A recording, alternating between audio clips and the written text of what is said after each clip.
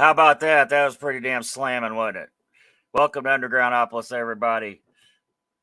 Sorry we couldn't get through last week. The guest had something come up, but hey, life happens, and they'll be back. I'm not going to tell you who it is just yet. Couple of quick announcements. Yes, open mic is on this Wednesday night. I know I said it was going to be canceled. We was going to not do it this week, but then again, plans changed again, and we are having open mic. If you're in the local Louisville area, come on down to Dundee Tavern. Host looks a lot like me. So my next guest from Lafayette, Louisiana, the Post. I'm really excited to have these guys on, and we're just going to go ahead and bring them right on. Tell us who you are, where you're from. Oh, even though I already said it. Right, I guess I'll talk first. I'm Birdie. I'm from the Post. We're from Lafayette, Louisiana. I'm Pat, and I'm also from Lafayette, Louisiana. I expected more of an accent. Yeah, well, you gave us just the right amount of accent, so we didn't want to. Couldn't go too overboard. Right. You can't sound like a hillbilly like this. When y'all will come up yonder? Yeah.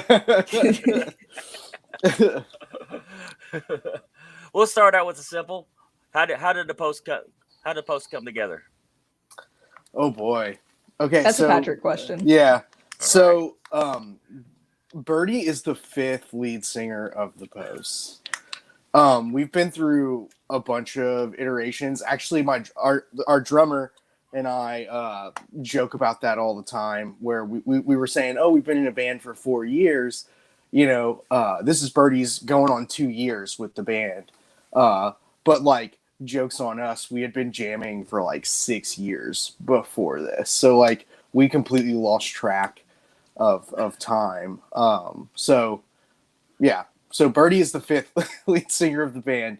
So that's all I got. That is like the literal story. We've been through so many people. Well, here's another easy one. If you saw somebody like on stage or on TV or anything, you said, you know what, I want to be that guy. Who or that person? Who would that influence be? Oh, Birdie knows exactly who that is for me. Oh, Papa Dave. Dave Grohl. Dave mother effing Grohl. I don't know if I'm allowed to curse or not. Yeah. Okay. Yeah, you can say anything on this show, I promise you. Definitely Dave Grohl, 100% for me. I don't know why? Why? Because he's Dave fucking Grohl. Like, do you like? I'm literally wearing his shirt right now, because Dave, if you're watching, let's go. Were you a Nirvana fan too? Not so much. I'm a bit older than Birdie. When I was coming around, it was the Foo Fighters had just kind of started. I was, not to date myself or anything, but I was in middle school when the first Foo Fighters record came out. So a little bit older. y'all got nothing on me because I actually was at work that day that Kurt Cobain died. Oh yeah. I snuck over to a different office and made a long distance phone call because we didn't have cell phones. Right. At work, and called the radio station and asked him if it was a joke that he died. I literally did that. Wow. Because that would be something that he would have done. Yeah. Oh yeah. I mean, he gave hints all over the place after it happened. I was like, yeah.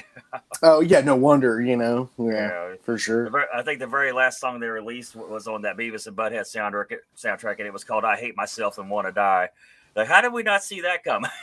Right. Yeah. How do you describe the music that you make? I didn't want to label it. No. We get that question a lot, and like, I think did we send you the EP, or did you just hear the singles?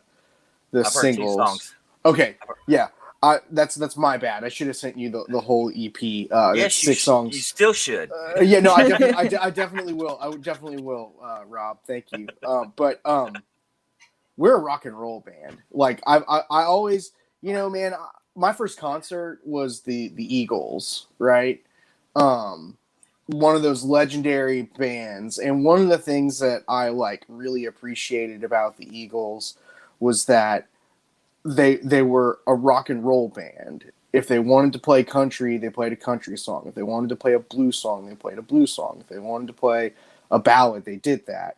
And that's one of the things that I always kind of carried over into my songwriting, was that I'm not going to be defined necessarily by a specific genre. If I write a heavy metal song, the band's playing a heavy metal song. If I write, a blues song, the band is playing a blues song. And like, just you wait, man. The full length that's going to come out in the next year or so, it's got all that on it. That song at the room, that groove at the beginning, Jesus Christ, it was like. Thank you. Yeah, no, that was a fun riff to write. I'm such a lover of fuzz, anyway. Oh yeah. Yeah, you'd love our bass player. He is the king of fuzz. He makes pedals. Shout out to KBT Effects. Nothing wrong with a little shameless self promotion. No, that's what this show's for, man. Oh yeah, I'm a bass player at heart, so I'm like, yeah, okay, I like it. He's like, that's why you like that song. No, for sure. The room was one of those songs that was just really fun to write. It just kind of happened, like it wasn't something that I had to struggle and grind. I just kind of like it. I think it was like a matter of 10 minutes. I was like, oh, that's the song, I guess. It's done. Cool. Those are great ones, though. Like my favorite ones that I just come out. I've had people tell me I need to develop them more. I'm like, no, you're fine. Hey, man, sometimes you don't. Like there are some songs that we work on that, I mean, like, geez, how long did it take us to get Looking in the Mirror Stranger gig ready, Birdie? Like 7 months. Ooh, it was a long time. Yeah, I mean, like sometimes you gotta grind. It was like a year, if not longer. Yeah, I mean, it takes time sometimes. It's got to be right. Yeah. But then there are some songs you just write and they're done. That's a pretty rad feeling too. Is there a particular creative process that you use, or is it all spontaneous? Or I mean, yes and no. I have methods to writing a song. Like our drummer at a rehearsal said, you can really tell a post song because like it follows certain structures. But like it's true. Like you can tell a Nirvana song just by listening to the riff because of the way Kurt Cobain wrote. Same thing with the Foo Fighters. Same thing with Slipknot. You're gonna know that's that writing style just by hearing the first couple of notes. So I think it's important for bands and everybody to like in this industry to like establish themselves as like this is my sound, and this is not necessarily taking from other places, but you can't really help that either, like as far as being influenced or whatever. But but as far as like a creative process, it's like for me, I just pick up the guitar and go. Like it's like something flips a switch in my brain, and it's like, okay, pick up the guitar, play these notes. Okay, now you have the song. Like I've told a lot of people that I have written music for and stuff like that like I lost my train of thought.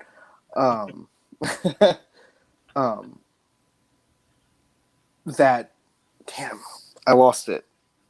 Oh well. No, my creative process is more of a like, oh, that's what I was gonna say. The song is already written. You just need to listen for the notes. The chords are already there, so that's my creative process. I don't think I really do anything. The song does everything, It just kind of taps you on the shoulder and says, right. It's like, yeah, here it is. Here I am. Who would you most like to collaborate with? Besides Dave Grohl. I don't know. I think it's Birdie's turn to answer some damn questions because all right. So I have this artist that I've been obsessed with for years. He goes by Bill Murray now. Sounds like the actor, spelled different. And like his music just hits different. And I could legitimately see like a post Bill Murray collab at some point. The styles match up, but they're still different enough. Here's where I'm poaching. What favorite local bands from your area do you really like to play with? This is how I actually found you guys. No, see, Spitfire dropped your name. Oh yeah, no, we love those chicks, man. I love them. They're awesome, dude. Like every opportunity that we get, like I think how many times have we played with them? Like I played with them once. Only once, but like we've gone to see them like 2 or 3 times now. You know, like that's one thing about our scene here that I'm actually really proud of. The people out here really like going to live shows, you know. But as far as like local acts, like no, like there's quite a few that we've played with. Like we're playing with Druid. Druid's a really awesome band from Lafayette. You know, you should definitely go check them out. There's another local band. Well, they're no longer locals anymore because they signed to a major. But Capra, I don't know if you've heard of them. Not yet. Oh, dude, you need to look up Capra. They are badass. But like, I mean, the list is so long. Like Mangata is another band that's from our area that just rips. Subliminal Landmines, Night Revival. Like, I mean, there's the list goes on and on and on and on for all the bands around here. So like the crazy thing about where we're from is there's not a lot of clubs to play necessarily. So there's like 3. Yeah, so it's very, very competitive out here because everybody is just so damn good. You know, like it's wild. You know, but yeah. Well, do you have a favorite show story that you'd like to share with us? We're getting to my favorite questions. Oh man, look, there's Felix. Felix is in the interview. Our first show was an online show. Oh yeah, I see Birdie's face right now. I had a different favorite show in mind, but you go ahead. No. Like no, this is, I mean, like because it's every band has to play that, like, you know, that show that you're never gonna fucking forget, and it's always for like the wrong reasons. You know, it's just that thing that like every band has to go through. The pandemic had been going on for maybe 3 or 4 months. We fired our lead singer, picked up Birdie, and we were like, okay, we got Birdie. We taught Birdie the music. We went to play our first set in New Orleans. It was like this online thing. The guy was 2 hours late. He set up all of his equipment. It wasn't working right. So all of a sudden, you know, we have to like go on stage, then get off stage, then go back on stage because it's working again. And he's like, oh, well, it broke. So like, I think by the end of the night, we had gone on stage like 5 or 7 times. And the band was so frustrated, like we couldn't even like focus right. So we bombed. And it like, I'm not gonna say where you can find it because I didn't even watch it. Please don't try and find this. We've tried to bury this. But you know, I think it's like a rite of passage for a band to just go and play that shit show, and it shows like at the end of the day, if you still want to do this shit, you know, like here it is, you know, like this, you're gonna have to deal with that kind of stuff. So like for me, that's like one of the most important shows you play. But yeah, Birdie. So my favorite show, I think it was our second like live show that we played. It was actually with the girls in Spitfire, and then some other friends of mine have a band called Jessica Day, and had a band. Had a band. Ooh. Yeah, their drummer moved to Florida. Big sad. I was good friends with him. But like the vibes were immaculate. It was just all around a good time. Like I remember like the venue we were playing at, the stage is only like this tall. So like I'm up and down off the stage, walking around, doing whatever. And we're covering such great heights by the Postal Service. And I'm like, I guess I should go walk back up on stage. So I'm like walking up on stage. I turn around and look behind me because I like hear something going on. They've started a pit. I like tripped, busted my lip on my mic, was bleeding for like the rest of the set. But it was such a good time. Like whenever I think about like playing shows, that's immediately the show that I think of. And also the you know, like rock bands, you know, we always want to start the pit, and like you always, you know, you hope it happens, but you never think it's going to happen from like a Postal Service cover. No, definitely you know, not. Like, but we did it. The question is, should we have? Yes. Yeah. Yes. The answer is yes. Well, here's the counter question: which performance did you hate more than any others? Oh, so the one that Patrick talked about, that was the one for me. Okay. That was the one I hated more than any. I kind of thought maybe we covered that already. Yeah, honestly, if you got another story, please with this it. band, you know, like I can't say. I mean, there have been times where I was tired or, you know, whatever, but like I can't say that I ever like really went somewhere with this band and had a shit time. You know, like we always find a way to make the show fun. You know, like that's one thing that I appreciate about this band and this project. So yeah, I don't really have one. You know, like that. Sure, the New Orleans show sucked, but like I said, that's like a rite of passage for a band. You know, to play those you know dog shit shows. You know. Yeah. I've always been under the opinion that you don't get really tight until your third, fourth, fifth show. Oh, sure. Yeah, that's when you start getting really tight. Mm-hmm. All right. Next question. Do you prefer the studio or the stage? The stage.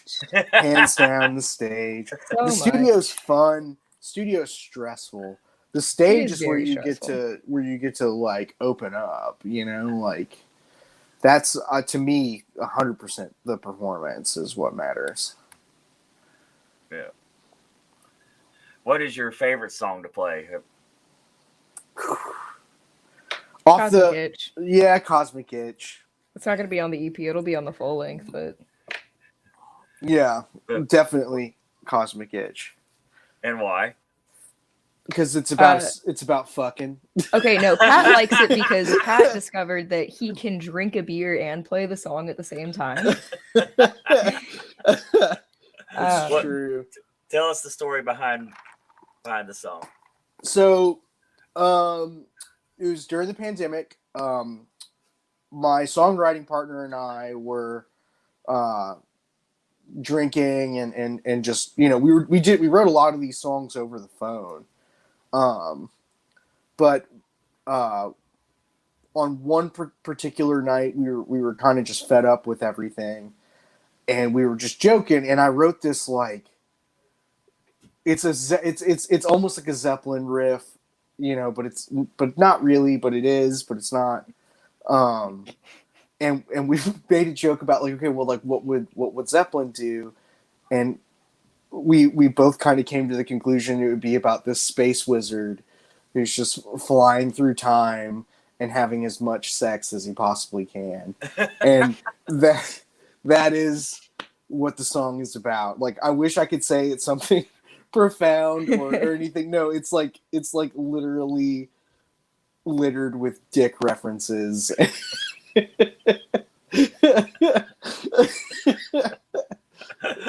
Give me one dick reference example. So one of the lines in the song is "Put my muffin in your oven."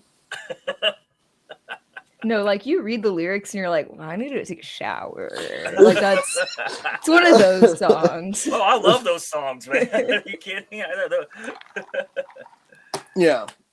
So it's we and like that's one thing that like I also kind of love about this band is like I don't know if you've checked out like our Instagram or our like Facebook, but like our drummer's meme game is pretty good. It's pretty damn good. All the memes you see up there are like our drummer. He's just burning everybody in the band. We have a lot. We don't take ourselves too seriously. Like we have a good time.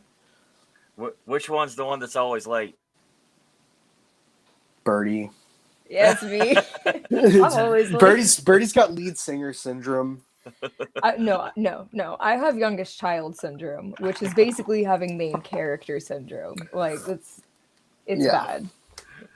That's his next meme. Oh, sure. Where the fuck is Birdie? Where the fuck is Birdie? Let's see. I lost my place. If you could open up for anybody, who would it be? Foo Fighters. Yeah, I knew you was gonna say that. I mean, like, come on. No, I mean, like, dude, we'll play with anybody. Like, we'll play with the hardcore bands. We'll play with the pop bands. You know, we're just down to play and be a part of, you know, the thing. You know, the music. That's what we want to be a part of. But I mean, for me, Foo Fighters. Foo Fighters. You can kind of fall in with anything with the songs you guys that I've heard. You can open up for a metal act, or you can open up for a blues act. I mean, you can fall into just about anything. That's good. That's really one of the worst things I think. Hank III's son, when he was on the show, his name's Coleman Williams. Mm-hmm. He said the worst thing I think you can do to an artist is define them to one genre, and it always stuck with me. I was like, this kid is so smart. Yeah. You know. All right. If you could work with any producer, one of my favorite questions. It's always the reaction. Ooh. Jeez, I mean, like, this one gets people to think. That's why I like this question. Man, I don't even know. There's so many. Rick Rubin would be. I mean, you know, I think he's retired, but definitely Rick Rubin would be awesome to write with, or to work with Brian Wilson from the Beach Boys. Like that would have been pretty sweet. Wall of Sound, man. Phil Spector, you know. But I'm a little bit more like old school. Like I grew up with, you know, my dad would always listen to like Boston, the Beatles, and you know, Steely Dan. You know, so like I always liked those guys. They pioneered the wall of sound. You know. I think I'd like to work with Alan Parsons. It's like nobody ever says Alan Parsons is like, man. Alan Parsons is the man. You got a favorite producer, Birdie? I do not know a single producer's name. I'll be really honest with you. Like I know, like, wow, I really like the way that this artist is produced, but like I don't do any research beyond that. Let's see. Birdie needs to learn how to read the liner notes. Apparently, nah, it's fine. Where all have you performed? Well, we've performed in Texas and in Louisiana. Excuse me. We haven't really gotten out much. I mean, the pandemic kind of slowed everything down as we were kind of picking up steam.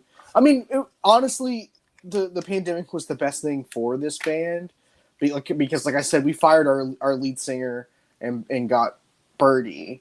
You know, it just had to be that way, you know, like, so we got to take the time to develop the sound without the pressures of having to go and perform live, because like there was no way it was going to happen, no matter what any of us did. Like we tried to play one show and it got shut down by the cops. I almost got arrested that night. Honestly, that's the worst show. That was the worst show. I forgot about that show. Yeah, I literally that one was so bad. I block it out. And like what's crazy is we got this other band to come out and like, we actually got a decent crowd out. And we were outside and everybody we were literally just like standing in our parking lot. Right. And the cops showed up and they wanted to act the ass. And one thing led to another and they shut us down, So that's the worst show that we ever did because we didn't even get to play. But as I was saying, like I think the pandemic made this band a lot stronger because we had to really sit down and think about the songs and grind them out. Could you imagine what that could have done for your fan base, though? I got arrested at a show. Yeah, that might have been underneath it all. It might have been a great thing, dude. They're so badass. He got arrested. All right, listen, Pat, you got to get arrested next time. Okay, like you're slacking. Yep. I feel like you really need to pull the weight here. No, you're right. Yeah. I should do everything. That would more literally. Yeah. Like that's good one, Birdie. Nice. See, it's funny because like Pat does most of the things. Pat does like most of the things. Film director John Waters. I don't know if you know who that is, but he made Hairspray and Cry Baby and all those great shows. His early days where his stuff was really raunchy, and he would rent out these halls and stuff, and he'd have the ushers just walk through the theater nude. And just one time they'd walk through the theater nude, and of course he went back to college, and he's like, well, of course that's not true, but the word spread around about his film. So sure. Yeah, it's like man, and you can't do that now because everybody has a camera in their pocket.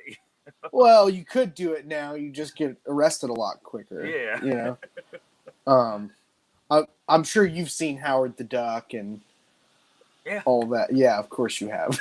Of course.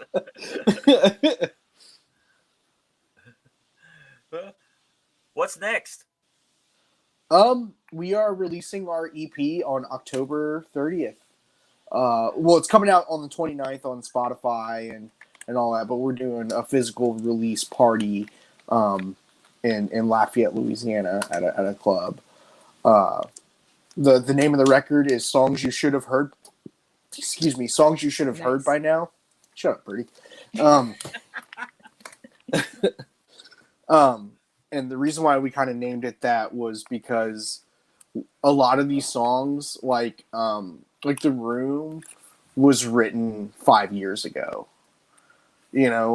So it was like this EP that we recorded 4 times, with 2 different lead singers.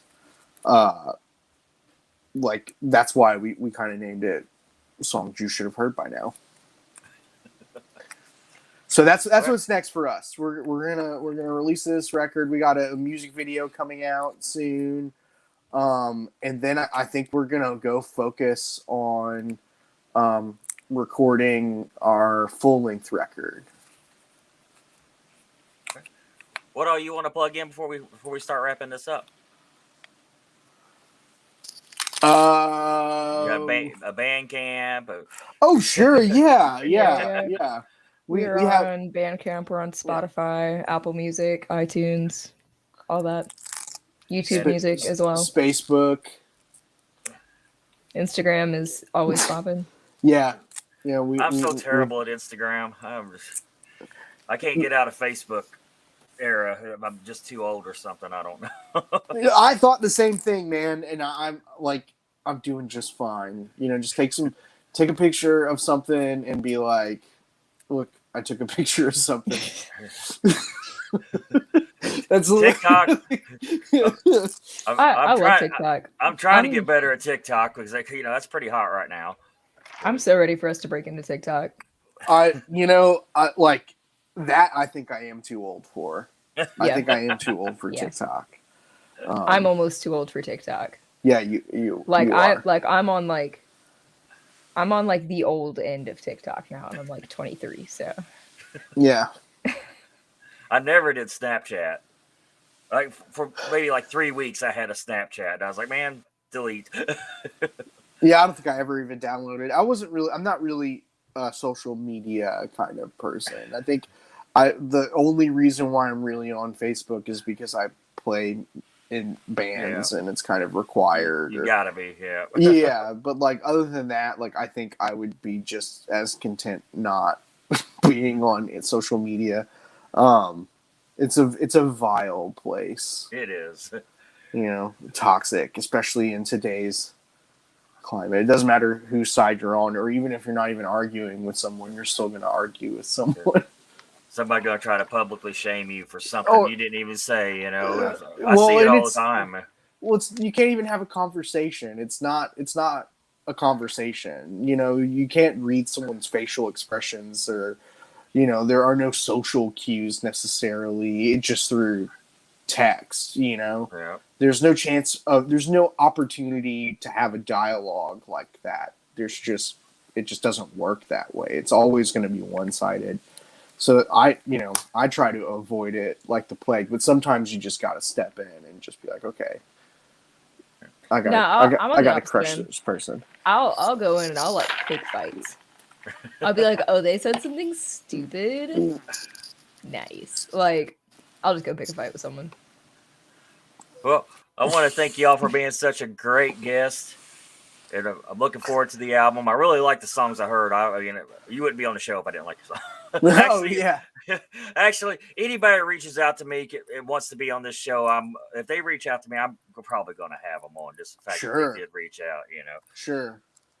And so technically, the interview is now over. So here's the thing. I'm going to ask you for a couple of favors. One of them is to make me a soundbite. Okay.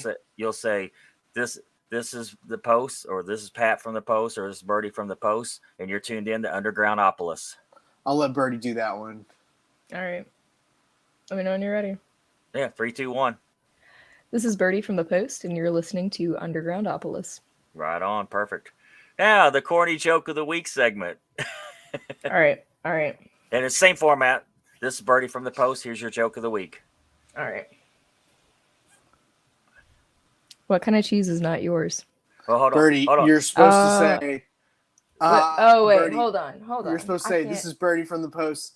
See, you see what I'm working with here, Rob? Can't even... So poor, she can't even pay attention. I do be kind of dumb. It's all right. I do be kind of dumb. Go ahead. Okay. Give me the instructions one more time. Oh my God! You're supposed to say, this is Birdie from the... Okay, you say, this is Birdie from the Post, and this is the joke of the week. All right. This is Birdie from the Post, and this is the joke of the week. What kind of cheese is not yours? Nacho cheese. Y'all of you still watching, thank you for tuning in. And please hit that thumbs up button if you're watching on YouTube or wherever you're watching it. But please subscribe, like the Facebook page, subscribe to the YouTube channel. And after all, I'm trying to grow too, just like these guys are. And with that, we will sign off. Thank you. Thank you. Thank you, guys.